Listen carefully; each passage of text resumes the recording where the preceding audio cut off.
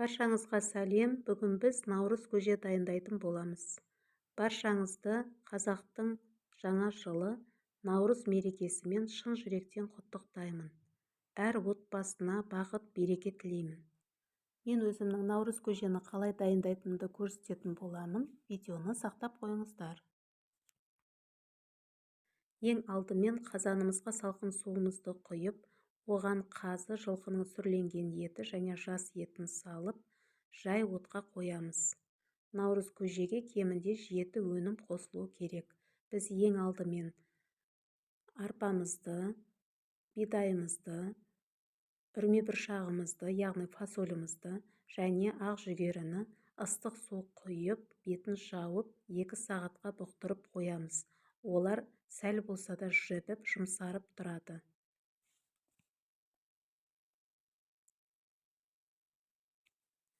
Қазанымыз қайнағаннан кейін бетіндегі көбігін аламыз.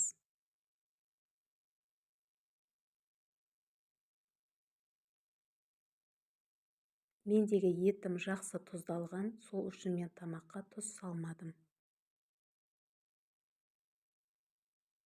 Қақпағын жауып, жай отта 2 сағат ет толық піскенше қайнату керек. Көбігін алып болғаннан кейін бір бас пиязды бүтіндей салып жібереміз.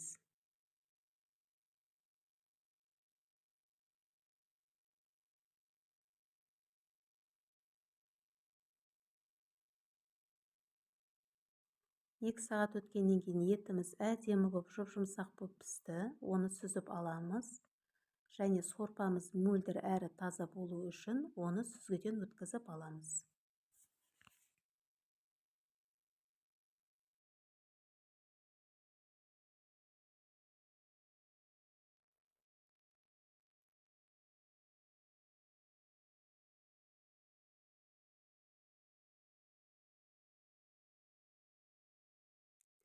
Ендігі кезекте біз қазанның астына отты күшейтіп, біртіндеп жібіп тұрған өнімдерімізді саламыз.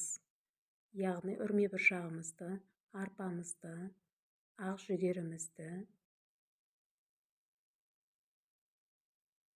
салып, жай отта 45 минут, 50 минуттай қайнату керек. Одан кейін қазанның қақпағын ашып, бидай мен күрішті жуып саламыз. Бидай мен күріш басқа өнімдерге қарағанда тез пісетін болғаннан кейін оларды кейіннен саламыз. Тағы да 20 минут қайнатамыз. Міне біздің наурыз көжеміз де дайын болды.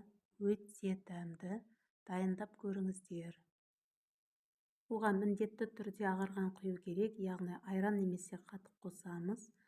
Және құрт езіп қоссаңыздар да болады. Құрттың бір дәмді, ерекше қышқылтым дәмі шығып тұрады. Сіздер де дайындап көріңіздер, ұнайды деген сенімдемін. Ас болсын.